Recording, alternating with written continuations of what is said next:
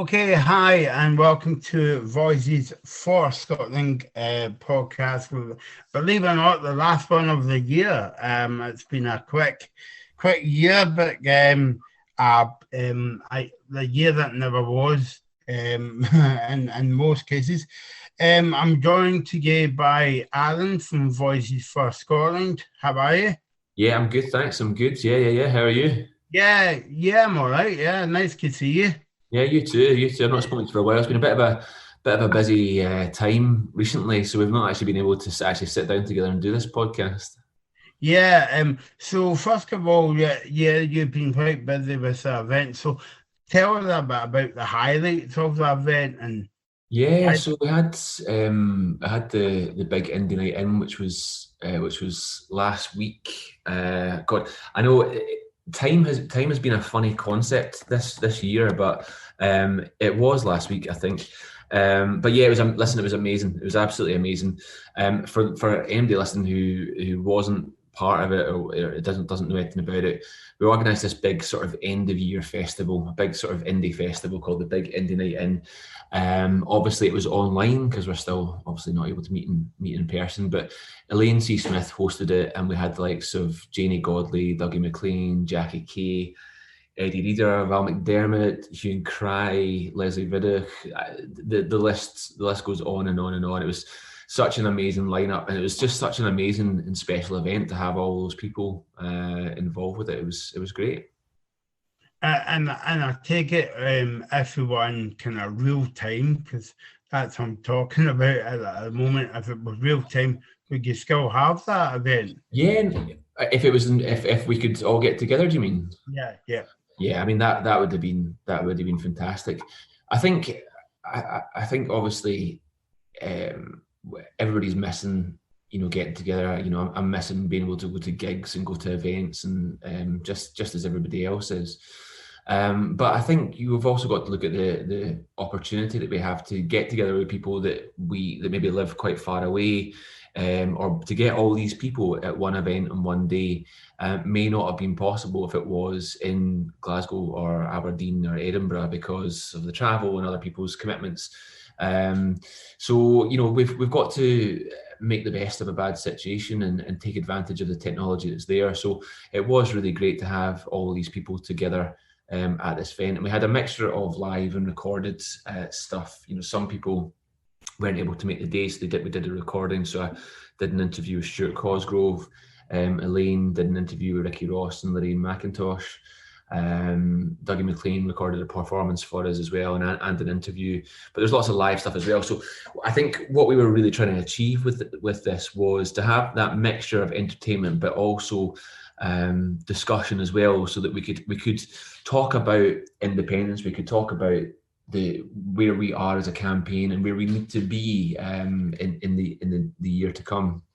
But it was also really important too that people were able to get together themselves. So anybody who bought a ticket could go into our sort of virtual bar areas and have conversations with each other about what matters to them, what's important in Scotland right now, and what's important as we campaign now and in 2021. Yeah. So let's speak about the independence. These over the past few podcasts, sounding like we've been talking about the different polls as well. So, and there's been about how many polls did you say it's been out this year? I think we're now at 18 in a row. It's either 18. 17. The Scotsman did one that was 17. I think there was one on Sunday as well, which was 18. Do you know what? It's difficult to keep track of all these polls and feel independence, and that's a good problem to have. Yeah, yeah, and they all come out in favour of independence, so that's a good thing. Yeah, I mean, it's amazing. I mean, if you think back to, if we could go way back to the start of the referendum campaign in 2013 or 12 or 13, I can't even remember now. Support for independence was around about 30% or something like that in the polls. And obviously it got to 45 by September 2014. And you look at where we are now, when you've got polls that are 52, 54, 58, it's been as high as, and it it's encouraging. It's really, really encouraging, and it shows that that there's a consistent majority in favour of independence, and that means a lot of different things. It means that that obviously the majority of people are seeing the benefits that could come with independence, but it also shows that it makes it much more difficult for us not to it makes us being denied a referendum much more important. This is really against the majority, the will of the majority of people in Scotland, and that's how long can that go on for? I don't know. And I suppose it would show a message to the Scottish population if we have another Scottish elections next year. At the moment, it's still on. I hope it will go on, but there was rumours this year that it might be cancelled because of the pandemic. But I think there's ways around that people can still campaign, like so virtually over Zoom, what we are doing at the moment, and what have you, and hold like Haskins events. But I think that would send a clear message that if we send a big SNP number back to Holyrood again, that would stamp the message for independence. Well, there's the Green Party as well. They're obviously in support of independence too. So it's, I think this is a really important point that I've said it a number of times, but it's really important that the independence movement and the SNP, the distinction is made between the two, because the SNP is a political party.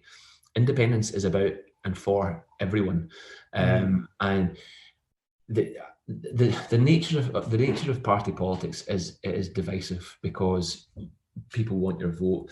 Independence has to be inclusive. It has to be for everybody.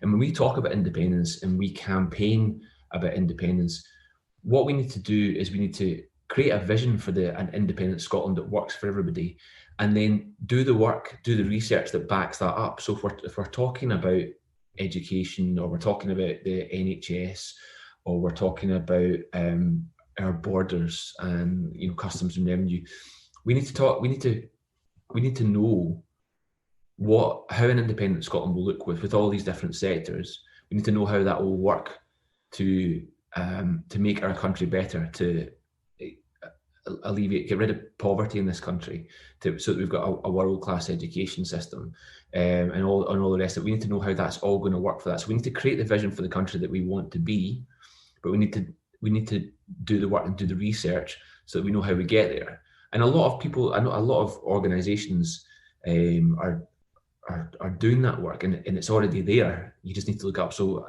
the one that I know best, because I've done a bit of work with them in the past, is Commonweal. Their website is just an absolute treasure trove of amazing information about what an independent Scotland could look like. Their common home plan about the future of energy and housing in Scotland is amazing, and it's really, really worth getting into the detail of that. So yeah, I think it's so important. I mean, yes, of course, when it comes to the election in May next year, if you look at the polls, and we're likely that we're going to have an SNP majority, but I think it's so important for many reasons that there is a distinction made between the independence movement and SNP. One of the most important ones is because, like I say, independence is for everyone, and it's got to work for everyone. But every political party is, to an extent, is based on personalities. They've got a leader, and they support that leader and the top members of that party. But and that with that comes issues, because like I say, party politics is divisive in many ways. I think that's a very important point to make, and about the independence. It's not all about the SNP; it's about other political parties as well, like so the Greens, but also the Labour has got a kind of movement as well, and there's Conservatives that will support independence as well. And this is what I mean. The idea, independence is an idea, for me at least anyway, is a vehicle towards creating a better society in Scotland. It's a Mhm. way, if you look at where we are now, after 300 years of a union, more than 300 years of a union, we've had devolved powers since 1999. Look at where we are. Just for example, look at the drug death figures that came out last week, right? That is absolutely shocking. Some of that is down to the Scottish government. Some of it's down to the way that our political system works. Well, there's actually so many factors involved with that, but we don't have time to get into that just now, unfortunately. But that's one example. You look at the levels of poverty in this country, in Scotland. It is just, it shouldn't be like this. There's too much of a disparity between the rich and poor. There are literally, kids in this country going hungry. There'll be kids with no presents and very little food at Christmas time. That is not right. For me, independence is a vehicle to righting those wrongs. It's not going to happen overnight. If you vote for independence, Scotland's not going to be a better place the next day, but it gives us, it can put us on a path to something better. So that's what independence for me is. But those values are shared by people across different political parties, whether that's Lib Dems, Tories, Labour, and that's why I think it's so important that we need to distinguish between party politics and the independence movement and what that actually means to people across Scotland. Maybe we can come back and pick up on that one next year and maybe do a special podcast and maybe just explain to people in layman's terms what the whole means. But so this is the last podcast of the year. I can't believe I'm in December already. It's been a quick year, but believe it or not, the last time I was out, a kind of official event was back in March. I only said that yesterday, and I've not been in Glasgow for all that amount of time because I've been doing my work over here. Doing different podcasts. So I just wanted to speak about your kind of highlights, well, as it were, for the year, and you're looking forward to next year. What would you want from, what would you like Santa to bring basically for, when I say this, but what's your wish kind of going forward? Are you asking me to make a wish? Yeah. Yeah. Okay. No, listen.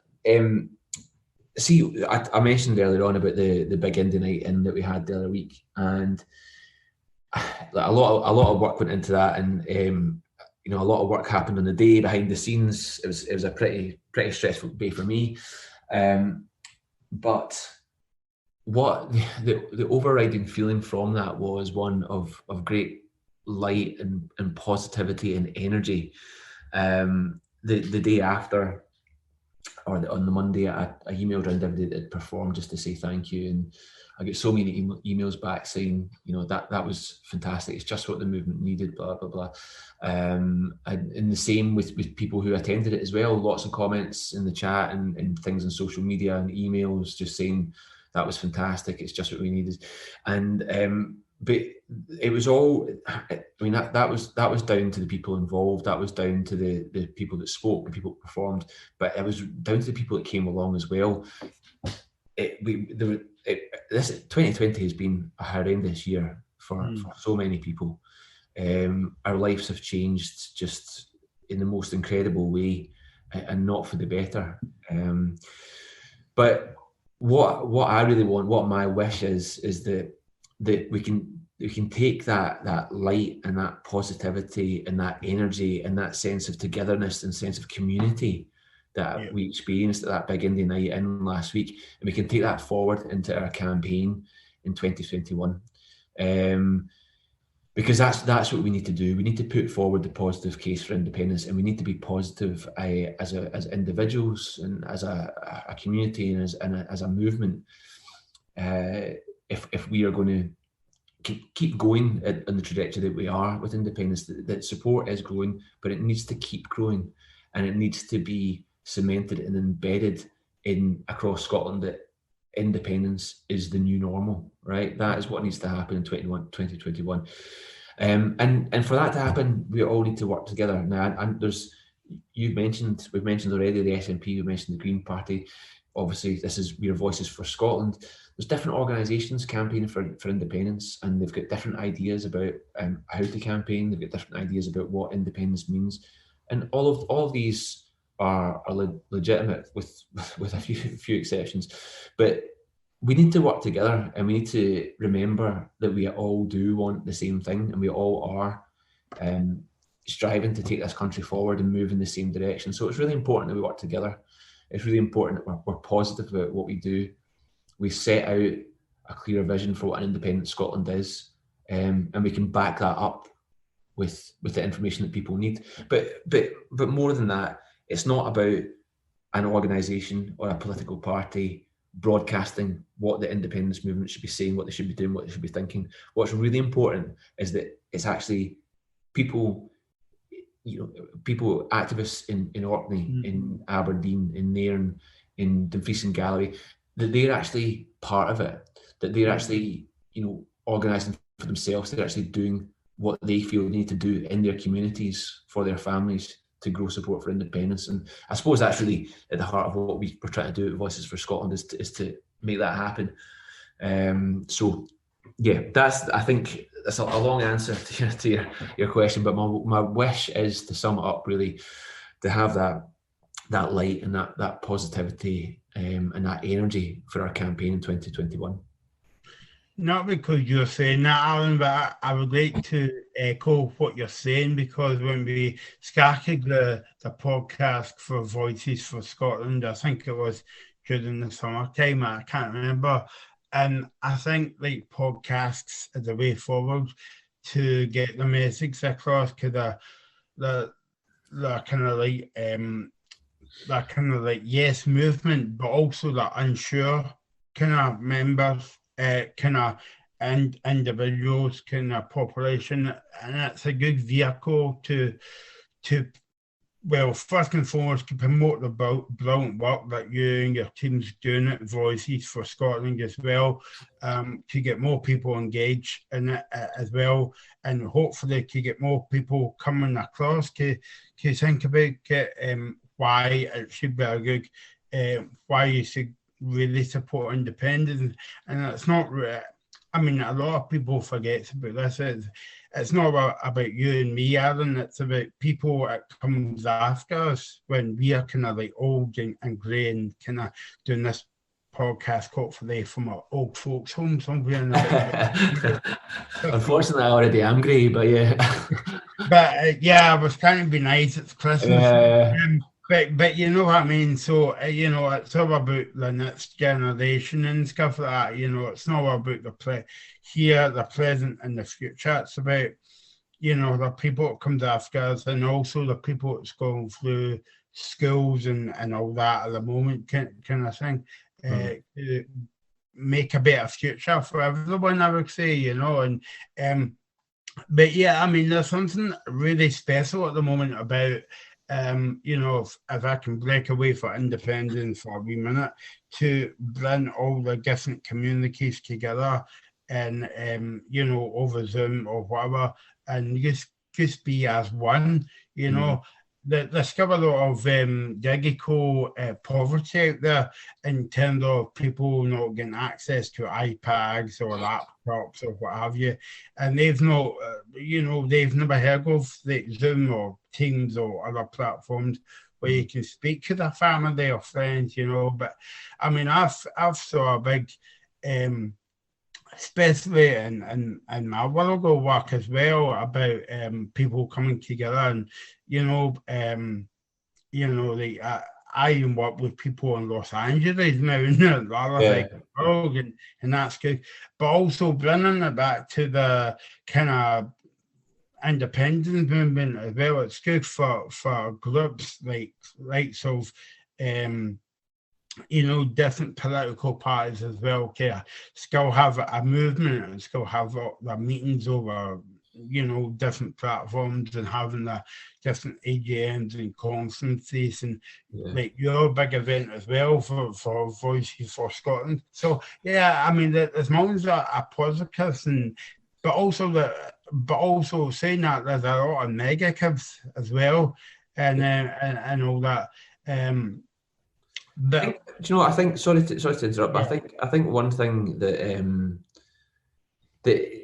if nothing else this year in 2020, what this virus has done is shows how connected we all are across the world, and that's been shown because a virus can spread across the world because we are very, very connected. But it is an indication that it doesn't matter where you are in the world, that there's somebody like you. There's somebody like you in the other side of the town or city that you live in. There's somebody like you on the other side of the country. There's somebody like you the other side of the world. As a species, where there's just so much. There's just, I know it's a total cliche, but there's more that unites us than divides us, and I think it's really important to remember that now. And having that sort of idea or that sort of principle will hopefully help us when it comes to trying to make things better for people. Because, like you say, there are, this the situation that we've been in with coronavirus over the course of 2020. It has shown us that we're connected, but it has also exposed the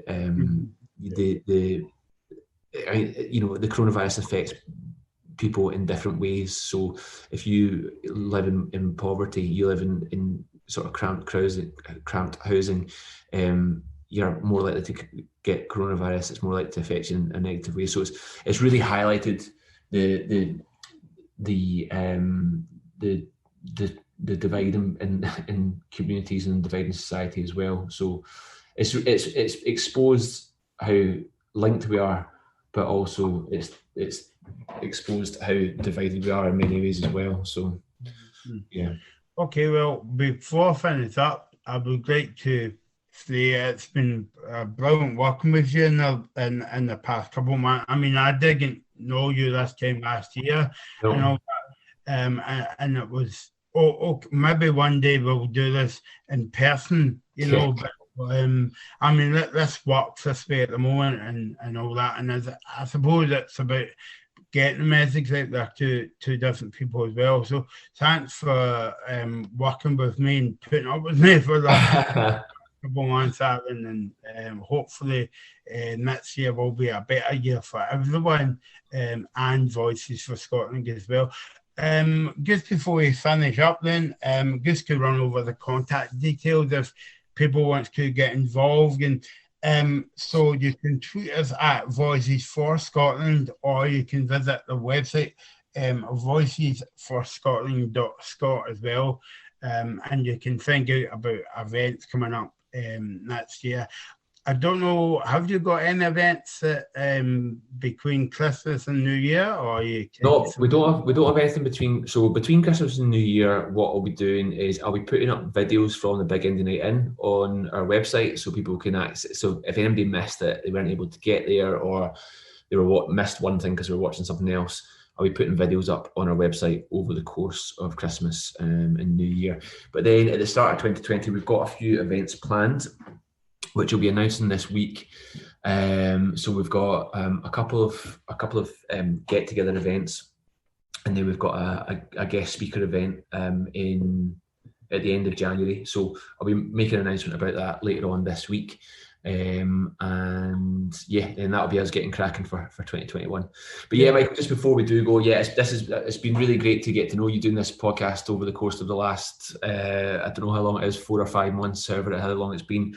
It's been really enjoyable, and and like you sort of alluded to earlier on, I think hopefully this is of value to people who are maybe indie curious, who aren't sure, because we obviously put on a lot of events, but maybe those events could potentially be a little bit intimidating if you're not historically been an independent supporter. So with a podcast like this, you can pick it up whenever you want to, you can listen to it when you want to, and hopefully helps answer a few questions. But if you do have questions, as you said, you can just get in touch with us at voicesforscotland.scot. Our email address, is info@voicesforscotland.scot. On Twitter @voicesforscot, and on Facebook too. So anybody's got any questions or any ideas for things that we should be talking about, then get in touch and we'll do that in the new year. Yeah, okay, well, have a nice Christmas, everyone, and hopefully safe New Year, and we'll speak to you, as I say, at the other side in the new year. So, see you, Alan. Right, see you later.